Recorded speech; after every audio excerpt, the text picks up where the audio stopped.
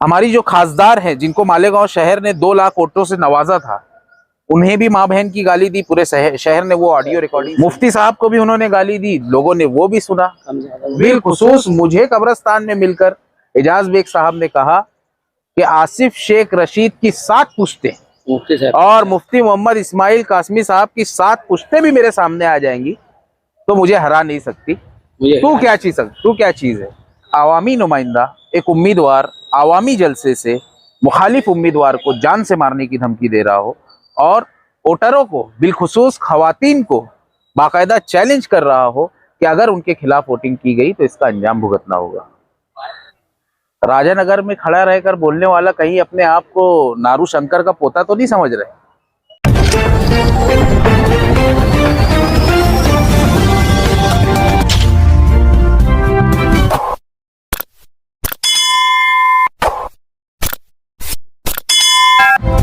मैं हूँ रियाज शाह और आप देख रहे हैं स्टार न्यूज मालेगांव चैनल। आइए नजर डालते हैं कुछ खास खबरों। जी,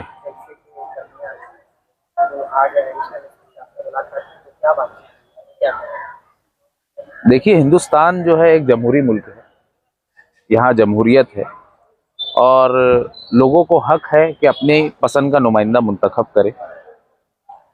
आने वाले 15 जनवरी को मालेगांव म्युनिसिपल कॉरपोरेशन का इलेक्शन है। मैं मालेगांव सेकुलर फ्रंट के प्लेटफॉर्म समाजवादी पार्टी से उम्मीदवारी कर रहा हूँ वार्ड नंबर 18 में। गुज़िश्ता कल 10 जनवरी को मेरे मुखालिफ उम्मीदवार कांग्रेस मालेगांव के सदर एजाज बेग अजीज बेग साहब ने एक आवामी जलसे से मुझे जान से मारने की धमकी दी और इतने पर ही बस नहीं, उन्होंने वोटरों को भी, राजानगर की खवातीन को भी ललकारा और कहा कि अगर उनके खिलाफ गए, उनके खिलाफ वोटिंग हुई तो इसका अंजाम उन्हें भुगतना होगा। मेरा सवाल ये है कि हम जिस शहर में रह रहे हैं, यहाँ क्या जमहूरियत है या बादशाहत है? राजानगर में खड़ा रहकर बोलने वाला कहीं अपने आप को नारू शंकर का पोता तो नहीं समझ रहे कि वो बादशाह है, वो लोगों को माफ नहीं करेंगे अगर लोगों ने उनके खिलाफ वोट दी। मैं तो बस इतना ही समझता हूँ, मेरा ईमान ये है कि माफ करने वाली जात सिर्फ अल्लाह की है, ये किब्रियाई उसके पास ही है।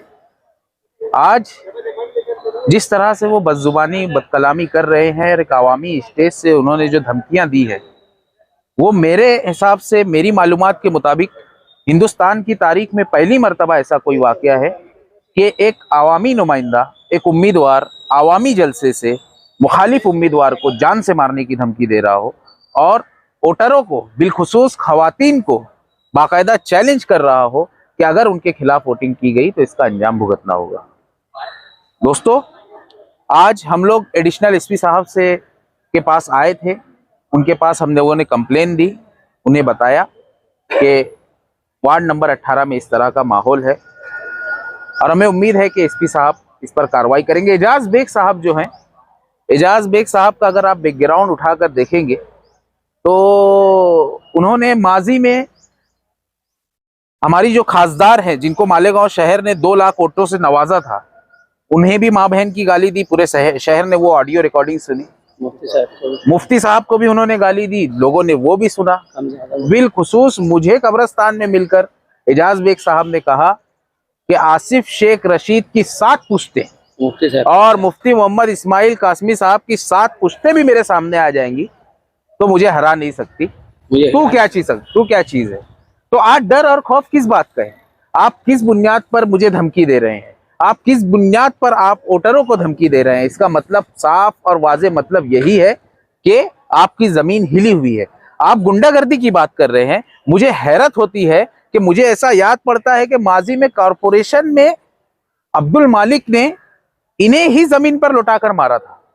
वो तो हमारे खालिद हाजी साहब थे, आसिफ शेख रशीद साहब के छोटे भाई, जिन्होंने बीच में मुदाखलत करते हुए उन्हें बचाया।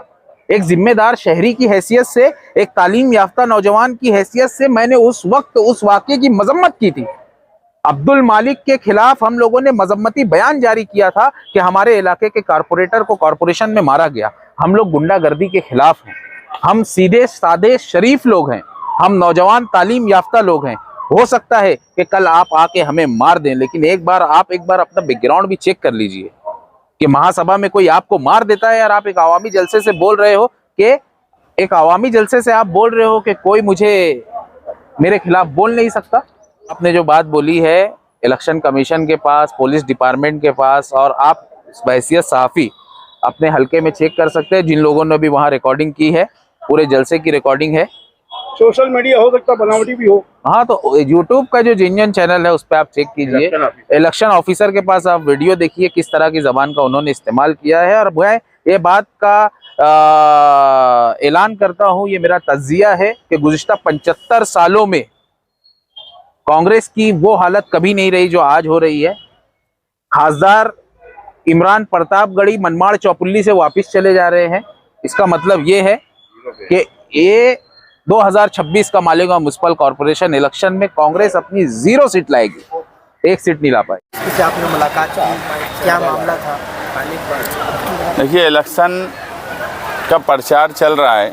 सभी पार्टियां अपने अपने तौर पर, सभी पार्टियों को उम्मीदवार अपने अपने तौर पर लोगों से वोट मांग रहे हैं, प्रचार कर रहे हैं, अपना काम बता रहे हैं, मुखालिफ पार्टी के जो मुखालफत है वो बता रहे हैं। ये इलेक्शन का एक हिस्सा है।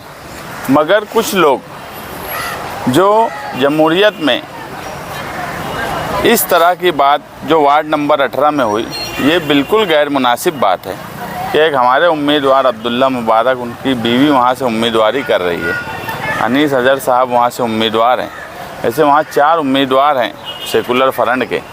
और एलानिया अवामी मीटिंग में बोलना कि 5:30 बजे तक चेंदे जाएंगे, कोई लीडर आएगा नहीं देखने, सिर्फ आएंगे हॉस्पिटल में देख के चले जाएंगे, इस तरह की धमकी देना और ख्वातीन को धमकी देना, वोटर्स को धमकी देना कि देख लेंगे जुमेरात के दिन वोटिंग होने के बाद अंजाम भुगतना पड़ेगा। तो कहीं ना कहीं ये बात लग रही है कि वार्ड नंबर 18 में जो उम्मीदवारी कांग्रेस पार्टी के सदर कर रहे हैं, उन्हें इलेक्शन उनकी ज़मीन खिसकती हुई लग रही है, इसलिए वो इस तरह की हरकत पर आ गए। और उनकी ज़ुबान के बारे में पूरा शहर जानता है कि किस तरह की ज़ुबान है। और मेरा तो, हमने एडिशनल एसपी साहब को कंप्लेन दी, वो इसलिए ज़रूरी है कि कोई गुंडागर्दी की बात करे, वोटर्स को धमकी दे, उम्मीदवार को धमकी दे, तो समाज में ऐसे लोगों की ज़रूरत नहीं है। और बिलबाग खुशामतपुरा बाहिकल्ला जो तालीम याफ्ता दीनी लोग, असरी तालीम हासिल करने वाले लोग, टीचर्स की बड़ी तादाद, डॉक्टर्स, इंजीनियर से पढ़ा लिखा समाज वहाँ रहता है, वहाँ पर इस तरह की ज़बान गुंडा आदमी अगर इलेक्शन लड़ रहा है तो हम उसका जवाब उसकी ज़बान में नहीं देंगे। लेकिन आवाम से ये गुजारिश करेंगे कि 15 जनवरी को हिसाब है और हर चीज़ का हिसाब आवाम देती है, बगैर डर और खौफ के वो जाएं और समाजवादी और इस्लाम पार्टी के उम्मीदवार को वोट दे। और ऐसे गुंडागर्दी के खिलाफ वोट वार्ड नंबर 18 में होना चाहिए। और एडिशनल साहब से भी हमने यही गुजारिश की है कि बगैर डर और खौफ के पूरे शहर में इलेक्शन लिया जाए। आप लोग इस तरह से बंदोबस्त दीजिए कि वोटर्स को कोई डर और खौफ नहीं होना चाहिए, आज़ादी से जिसको चाहे उसको वोट दे। महाराष्ट्र निवडणूक आयोग जाएंगे? नहीं, अभी हमने यहाँ पे कंप्लेन दे दी है, इलेक्शन कमिश्नर को भी हम मेल कर देंगे। अभी हमारा पूरा ध्यान इलेक्शन पर है, लेकिन डर और खौफ वोटर्स पर नहीं होना चाहिए, इसलिए हम यहाँ पर अभी एडिशनल साहब को लेटर दिए। इस तरह की लैंग्वेज का इस्तेमाल किया गया है, क्या खतरे में हो? देखो, उम्मीदवार के इलेक्शन की कैंपेनिंग में बात समझ में आती है कि बड़े तुर्रम खां बनते थे, लेकिन अगर इस तरह की ज़ुबान इस्तेमाल हो रही है तो समझ लो।